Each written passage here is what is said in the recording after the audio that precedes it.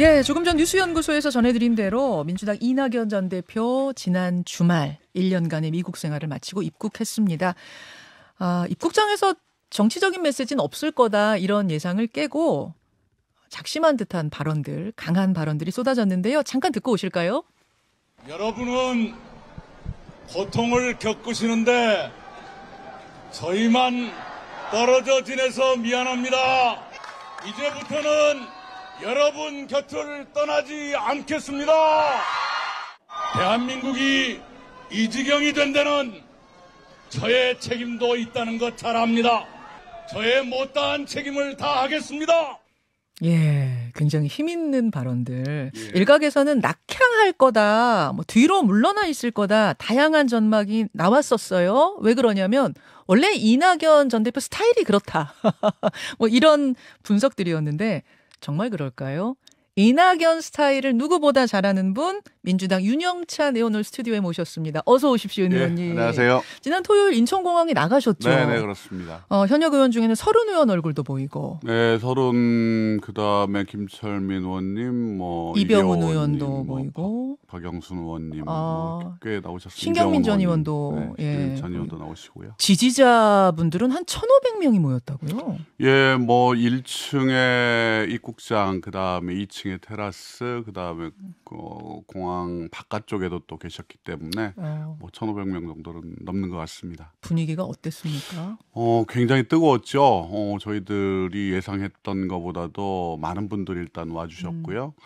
숫자의 문제도 있지만 일단 이낙연 대표에 대한 많은 분들의 어떤 바람, 간절함 이런 부분들이 읽힐 수가 있었습니다. 그래서 아주 저희들이 뭐 보통 이야기하는 아주 정말 굉장히 뜨거운 그런 분위기들이 연출이 돼서 저희들도 예상치 못했다 이런 말씀드립니다. 이낙연 전 대표도 좀 놀라시던가요, 분위기 보고? 예, 사실은 뭐 그 놀라는 표정이 그 손자 손녀가 꽃을 들고 서 있었기 때문에 그걸 보고 반가워서 이 놀라는 표정을 지었는데 우리 언론에서는 그게 너무나 많은 분들이 나와주셔서 놀라는 표정이라고 이야기를 하셨더라고요. 손자 손녀 보고? 네, 바로 이 눈 시선을 보면 아래쪽을 보면서 깜짝 놀래하는 표정이었잖아요. 그게 손자 손녀 보시다가 고개 들어서 보니까 우와, 테라스까지 꽉 차 있어. 놀라셨겠죠. 예, 그러셨겠죠.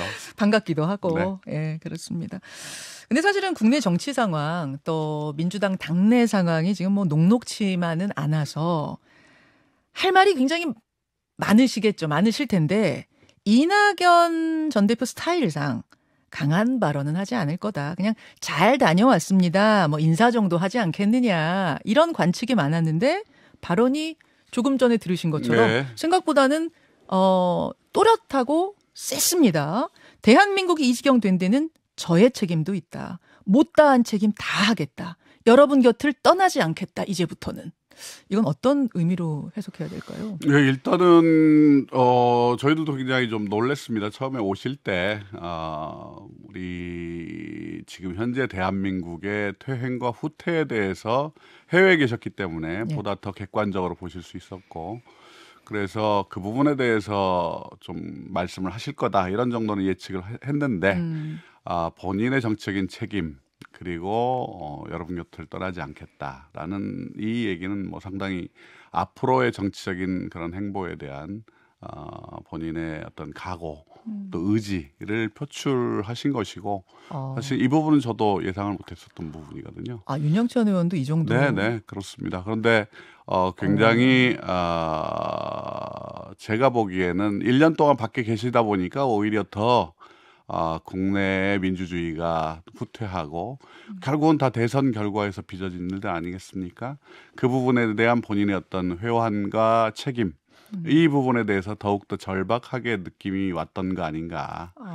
그러면서 또 많은 지지자들이 잊지 않고 이 공항에서 연호해주고 그다음에 찾아주는 부분 때문에 본인도 더욱더 마음이 아마 고조됐을 거다 이런 생각이 듭니다. 윤영찬 의원도 그러니까 이낙연 전 대표 스타일을 잘 아시니까. 예, 잘 알죠. 이분은 단어 하나하나를 골라 쓰는 굉장히 신중하신 그래서 뭐 시중에는 엄중낙연이다 뭐 이런 얘기까지 나오지 않았습니까? 저도 인터뷰를 많이 해봐서 잘 알잖아요. 예. 이낙연 전 대표 살 진짜 한 단어 한 단어를 곱씹으면서 하시는 분이거든요. 그렇죠. 그래서 저 발언이 화제가 될 수밖에 없었어요. 본인이 결국은 앞으로의 정치 행보에서 좀 새로운 모습을 보이겠다, 변화된 모습을 보이겠다 이런 각오가 있지 않았나 저는 생각을 합니다. 이낙연의 변신? 네. 그렇군요. 그 정도까지 해석이 가능하군요. 이낙연의 변신. 이낙연 전 대표 앞에 두 가지 길이 있습니다. 하나는, 당을 위한 역할을 이제 적극적으로 맡아서 행보에 나서는 거고, 또 하나의 길은 일단은 뒤로 빠져서 조용히 상황을 지켜보는 거죠. 조응천 의원 같은 경우에는 낙향을 좀 하셨으면 좋겠다 권하시더라고요. 그 이유로 당의 혼란을 좀 막아야 되니까 일단은 좀 뒤로 빠져 계셔라 그 말 같아요. 어떻게 보십니까? 글쎄요, 뭐 지금 정해져 있는 본인의 일정이나 스케줄은 전혀 없고요. 아마 이제 현충원이라든지 우리 문재인 대통령님이나 봉화 그다음에 5.18 묘지 이런 부대에는 아마 일정들을 생각을 하고 계시지 않을까라고 생각을 합니다. 본인이 어떤 길을 가게 될 거냐라는 건 본인만의 의지대로 되는 건 아니기 때문에요. 이 당의 상황과 그 다음에 당이 얼마나 이낙연 대표에 대해서 공간을 열어주고 또 그분에 대해서 어떤 역할을 해주길 바란다라는 부분들이 분명해져야 되겠죠. 그런 차원에서 이낙연 대표는 아마 우리 지역에서 일단 한반도의 미래와 관련된 생존 전략과 관련된 예. 그런 여러 가지 강연을 중심으로 이야기를 진행해 나가실 일단은 것 같고요. 강연, 전국 순회 강연. 그렇죠. 그리고 지금 당내 정치와 관련해서는 어쨌든 이 안에 들어와 계신 많은 분들과 또 얘기를 해봐야 되지 않겠습니까? 그렇죠. 그런 의견들을 들으면서 본인의 역할에 대한 고민들을 계속해 나갈 거다 이런 정도로 생각하고 있습니다. 일단 당의 원로처럼 낙향에 있거나 이런 건 전혀 아니네요. 지금 거기까지 생각한 적은 없는 것 같습니다. 그리고 앞서 보신 그 공항의 발언을 보면 이 지경이 된 데는 저의 책임도 있다. 못다한 책임 다 하겠습니다 하신 분이 낙향할 리는 없잖아요. 그건 책임 다 하는 게 아니잖아요. 책임의 부분을 어떻게 해석하느냐에 따라 달라질 수 있겠죠. 그런데 이낙연 대표가 그런 각오를 밝힌 부분들은 어찌됐든 본인이 지금까지 했던 정치와는 조금 더 다르게 사안을 보고 또 적극적으로 임하겠다라는 그런 각오의 표현이라고 저는 생각합니다. 그렇군요. 윤석열 정부에 대한 비판은 외국에 계실 때도 계속 이런저런 문제점이 있는 것 같다 지적을 하셨고, 민주당 당 상황에 대해서는 지금 이미 혁신기구도 꾸려져서 당 안에서도 느끼고 있습니다만 밖에서 이낙연 전 대표는 어떻게 느끼셨다고 해요? 그런 얘기를 구체적으로 얘기를 나누지는 않았고요. 늘상 당에 대해서는 고민하고 또 생각을 해오셨을 거라 생각을 합니다.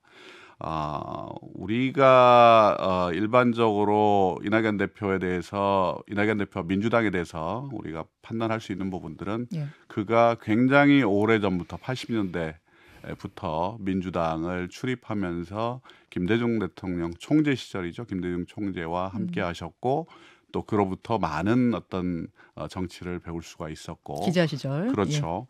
그러면서 민주당에 대한 애정이 누구보다도 강하신 분이다라는 것들을 알 수가 있습니다. 그래서 이낙연 대표의 민주당에 대한 애정과 그다음에 앞으로의 행보는 결국 민주당을 어떻게 민주당답게 또 민주당의 가치와 정신을 어떻게 다시 복원할 수 있느냐 이런 부분들에 맞춰질 거다. 단순히 어떤 계파의 수장 또는 어떤 비명계 이런 차원을 넘어서 민주당이 잘 되는 방향이 과연 무엇이고 다시 국민 눈높이에서 신뢰를 받을 수 있는 국민 속의 민주당을 어떻게 만들 것이냐에 저는 초점이 맞춰질 거다 이렇게 생각을 합니다. 민주당답게. 그렇죠. 민주당다운 민주당을 만드는 데에 초점이 맞춰질 거다. 그렇습니다. 지금은 좀 민주당답지 않은 면이 있다고 보시는 걸까요? 그거는 어느 누구나 우리가 알고 있듯이 민주당이 지난 대선을 패배하고 또 우리 지방선거에서 참패를 했지 않습니까? 그 이후에 보여준 민주당의 모습이 그렇게 썩 아름다운 모습은 아니었죠. 일단 방탕정당이란 프레임에 쌓였고 그다음에 돈봉투 사건이나 코인 사건 같은 그런 윤리적인 문제, 그다음에 민주당의 어떤 정신과 가치, 예를 들어 가지고 민주당의 방향이 뭐냐, 중산층과 서민의 정당이 맞냐, 복지국가에 대해서는 어떤 생각을 가지고 있느냐, 이런 어떤 정책적 비전과 미래에 대한 구상들이 보이지가 않았죠. 어허. 이런 부분들이 저는 오늘날 민주당의 위기를 초래한 가장 중요한 이유다라고 저는 생각을 하고 아마 많은 분들이 그 부분에 대해서는 공감을 할 거다 이렇게 생각합니다. 당의 쓴소리를 그럼 해야 되는 상황이 될 텐데 뭔가 예. 당을 바꾸려고 한다면 거기에 주저하지 않는다면 쓴소리를 해야 될 텐데 쓴소리를 하면 그게 당의 혼란 만든다, 분란 만든다 이렇게 비춰질 수도 있거든요. 우리 당에서 지금 오히려 부족한 부분들은 당내 다양한 목소리들이 소멸되고 있다는 게 가장 중요합니다. 당내 민주주의가 활성화되고 당의 포용성을 가져야만 당이 확장될 수가 있는 거고요. 그래야만 우리 국민들의 지지율이 더 높아질 수가 있는 거죠. 그런데 최근에 여론조사에서 봤듯이 우리 당의 지지율은 점점 떨어지고 있고 호남에서의 지지율조차도 굉장히 의심을 받는 그런 상황까지 오고 있습니다. 이런 상황에서 우리는 당을 새롭게 혁신해야 된다고 혁신을 띄웠고요. 그런 차원에서 우리가 가야 될 길은 저는 굉장히 명확하고 분명하다라는 생각을 하고 있고 그 길로 가야 된다. 이낙연 전 대표도 그 쓴소리하는 직책 마다하지 않을 거다 이렇게 보세요? 이낙연 대표가 필요할 때는 하시겠죠. 그러나 이 일을 해나가는 것이 단순히 어떤 계파가 어떤 계파를 이기고 지고의 문제가 아니라 민주당 전체가 이제 불과 9개월밖에 안 남은 이 선거에서 어떻게 국민의 신뢰를 다시 받을 수 있느냐의 문제이기 때문에 그 문제에 대해서 굉장히 현명하게 그다음에 깊이 있게 숙고를 하실 거다 이렇게 생각합니다. 근데 제가 쓴소리를 이제 하게 되면 저 봐라 또 당의 혼란 초래한다라고 하는 소리가 나올 것 같습니다라고 왜 말씀을 드렸냐면 이제 개딸로 불리는 이재명 대표 지지자분들 귀국 전에 이제 개딸 한 대여섯 명 정도가 깨진 수박이 그려진 현수막을 들고 이낙연 대표 강의실을 찾아가가지고 수박짓 하지 말라, 이재명 대표 괴롭히지 말라 이렇게 항의하는 일이 있었어요. 저 화면에 보이는 저런 굉장히 큰 현수막을 들고 그분들이 강의실 뒤에 앉아 있었다 그러더라고요.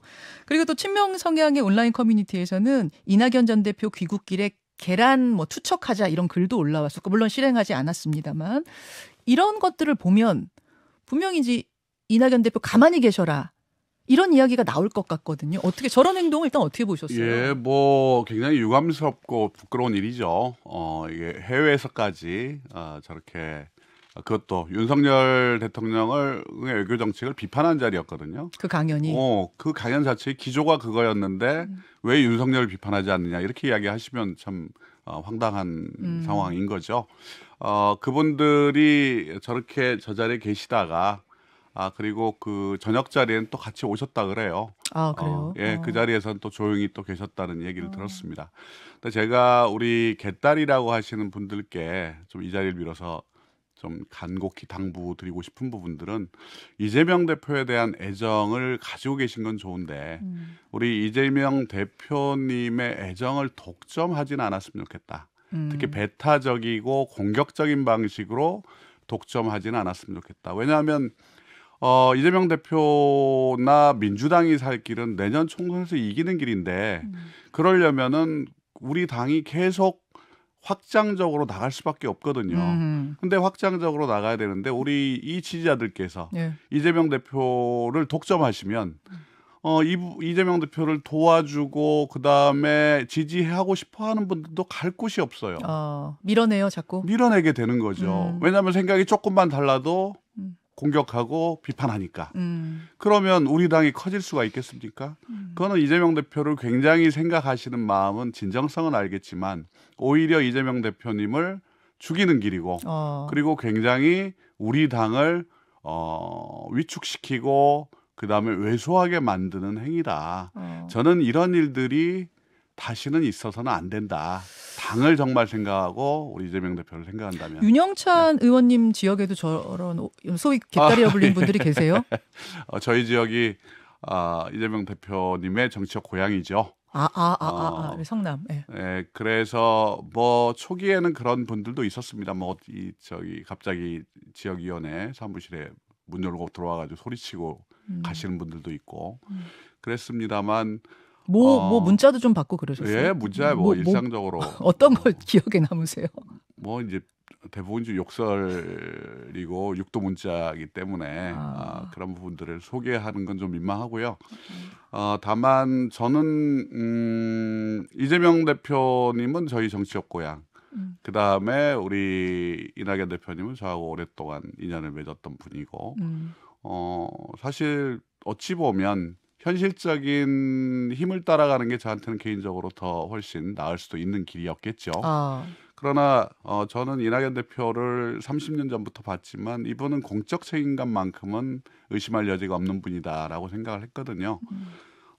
이분하고 저도 뭐 이 말다툼도 많이 하고 언쟁도 했지만 예, 너무 또 완벽주의자시고 그래서 언쟁도 많이 했지만 그러나 어떤 책임에 대한 부분들을 피하거나 그 다음에 사적인 어떤 이익을 위해서 하시는 분이 아니기 때문에 저는 그 부분에 대한 소신을 지킬 수가 있었고 또 앞으로도 그럴 겁니다. 이낙연 전 대표 지지 멈추지 않겠다 그 말씀이신 거예요? 그리고 지역에 계신 분들도 많이들 이해해 주시고요. 알겠습니다. 1분 정도 남았는데요. 지금 민주당 혁신위가 첫 의제로 의원 전원 불체포 특권 포기하라 이걸 요구하고 나섰습니다. 어떻게 생각하십니까? 뭐 이 부분에 대해서는 많은 당내 논란이 있을 수 있습니다만 저는 개인적으로 찬성합니다. 그러나 제가 혁신위에 당부드리고 싶은 부분은 혁신위가 왜 생겼는지에 대한 원인에 대해서 철저하게 생각해야 된다. 돈봉투 전당대회, 뭐 김남국 의원 코인 문제 이런 게 계기가 됐잖아요. 우리는 전당대회가 아니라 지난해 대선에서 치고 지방선거에 참패를 했지만 우리는 백서조차도 발간을 못했어요. 그만큼 평가를 제대로 안 했다는 거죠. 그리고 그 이후에 벌어진 일들이 바로 혁신위가 등장하게 된 배경이었다. 그런데 그 혁신위가 이제 공천 문제도 이야기하고 그러면 지난번에 우리 이계호 단장이 있었던 공천 TF는 뭐고 그 결과는 또 뭐고 이 혁신위는 또 어떤 관계고 알 수가 없어요. 그리고 과연 국민들이 지금 무슨 정치인들의 기득권을 기득권 때문에 너희 당이 그렇게 됐다라고 생각하시는 건지 우리 당의 정말 혁신을 어떻게 하기를 바라는 건지 이거에 대해서 잘 생각해 주시기를 바랍니다. 공천 개혁이 비명 속가내기처럼 되면 안 된다. 이 말씀으로 해석해도 됩니까? 예, 10초 남았네요. 예, 특정 계파의 중심으로 이 부분들이 논의가 돼서는 안 된다는 건 분명하죠. 예. 여기까지 윤영찬 의원님 고맙습니다. 김현정의 뉴스쇼는 시청자 여러분의 참여를 기다립니다. 구독과 좋아요, 댓글 잊지 않으셨죠? 알림 설정을 해두시면 평일 아침 7시 20분 실시간 라이브도 참여하실 수 있습니다.